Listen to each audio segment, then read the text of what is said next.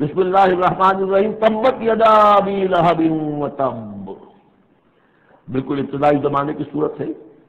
ٹوٹ گئے ہاتھ ابو لہب کے اور وہ برباد ہو گیا خود۔ واقعہ یہ ہے کہ جب حضور کو پر وہ آیت نازل ہوئی جو ہم نے پڑھی ہے سورہ حجر میں، فاصدع بما تؤمر، پہلے 3 سال تک آپ نے دعوت جو دی ہے وہ لو کی، جسے ہم کہیں گے، کبھی بھی آپ کی دعوت انڈر گراؤنڈ نہیں تھی، اس کو تو سمجھ لیجیے، یہ تو لفظ استعمال کرنا ہی غلط ہے، لو کی۔ اور لو کی میں کیا تھا؟ پرسنل تعلق، پیپل کالز، لوگوں سے جن سے بھی تعلقات تھے، انفرادی گفتگو میں آپ اپنی دعوت پیش کر رہے تھے۔ پھر حکم آ گیا فاصدع بما تؤمر، اب ڈنکے کی چوٹ کہیے۔ تو آپ کھڑے ہوئے کوہ صفا پر، آپ نے نعرہ لگایا وا سماحا، یہ وہاں کا دستور تھا، تفصیل سے میں یہ بیان کر چکا ہوں، سارا واقعہ بیان نہیں کر سکتا۔ تو اس وقت لوگ لبک کر آئے اور ابو لہب بھی آیا آپ کا چچا۔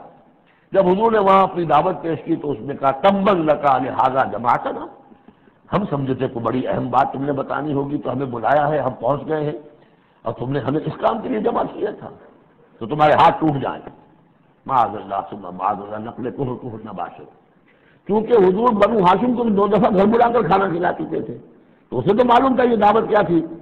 لیکن یہ جو طریقہ آپ نے اختیار کیا تھا وہ تھا جیسا کہ وہاں پر عام الارم کے طور پر ہوتا تھا کہ کوئی فوج کی خبر آئے تو کوئی فوج حملہ آور ہونے والی ہے، تو جس وقت کے پاس بھی وہ خبر پہنچ جاتی تھی وہ کپڑے اتار کے معذرزاد برہنہ ہو کر کسی اونچے مقام پر کھڑا ہو کر نعرہ مارتا تھا وا صباحا، ہائے وہ صبح جو آنے والی ہے، غارت گری والی صبح۔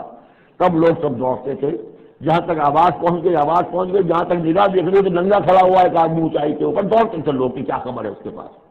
حضور معاذ اللہ ننگے ہونے کا کوئی سوال نہیں تھا، لیکن آپ نے آدھی بات ان کی اختیار کر لی جس کے اندر کوئی قباحت نہیں ہے، کہ آپ کھڑے ہوئے اور آپ نے وا صباحا کا نعرہ لگایا۔ وہ صبح قیامت کی خبر دے رہے ہیں، وہ خبر دیتے تھے جو صبح ہوتی تھی غارت گری کی، دشمن آ کر حملہ کرے گا، لیکن وہ بھی تو صبح قیامت ہے۔ بات کوئی تو ہنسی کی نکلے، خندہ صبح قیامت کی صحیح، صبح قیامت بھی تو ہے نا آخر۔ تو اس نے کہا آپ تمہارے ہاتھ ٹوٹ جائیں، تم نے اس کام کے لیے بلایا تھا۔ تو فرمایا تبت یدا ابی لہب وتب، اے نبی جیسے آپ کے دشمن جنہوں نے آپ کو کہا کہ اس کی تو دم ہی کٹ گئی، وہ ہوں گے جن کی دمیں کٹ جائیں گی، جن کا نام لیوا کوئی نہیں رہے گا۔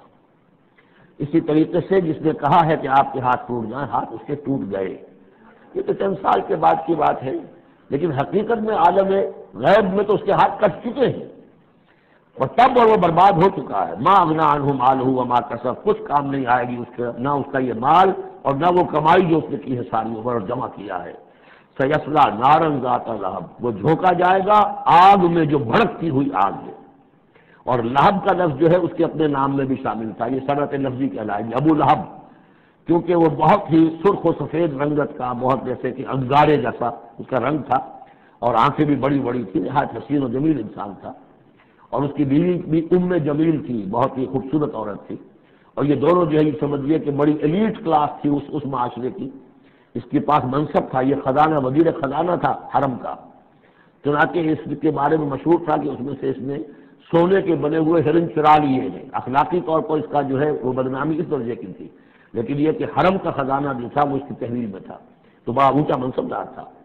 تو اس کے لیے یہ کہا کہ جیسے یہ دہکتا ہوا انگارہ ہے، اس کو رنگ ہم نے دیا ہے، ایسی ہی دہکتی ہوئی آگ میں ہم اس کو جھونکیں گے، وہ ہم راتوں اور اس کی بیوی کو بھی۔ کیوں؟ یہ بھی اتنی ہی دشمن تھی حضور کی جتنا کہ ابو لہب دشمن تھا حضور کا، بلکہ یہ کہنا مشکل ہے کہ بیوی زیادہ دشمن تھی یا یہ کہ یہ شوہر زیادہ دشمن تھا، دونوں۔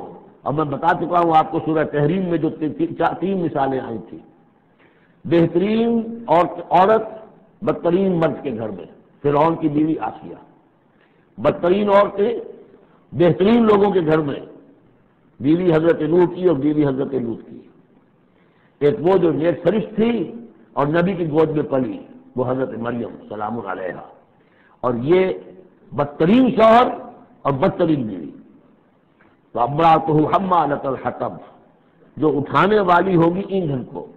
عام طور پر لوگ سمجھتے ہیں کہ وہ بخیل تھی، وہ ایندھن لے کے آیا کرتی تھی، یہ بات نہیں تھی، وہ بڑی اس معاشرے کی جو ہے وہ بڑی، جس کو آپ فرسٹ لیڈی کہتے ہیں، اس طرح کی خاتون تھی۔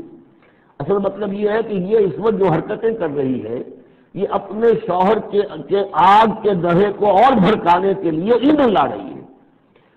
فی جیدہا حبل من مسد، اس کے گلے میں جو یہ ہار پڑا ہوا ہے موتیوں کا، حقیقت میں یہ اس رسی کے مانند ہے جس رسی کے اوپر یہ اب جائے گی آخرت کے اندر، تو وہ لا کر ایندھن اسے باندھ کر اور جہاں شوق جل رہا ہوگا وہاں پہ اس کو ڈالے گی اور دہکائے گی اس آگ کو۔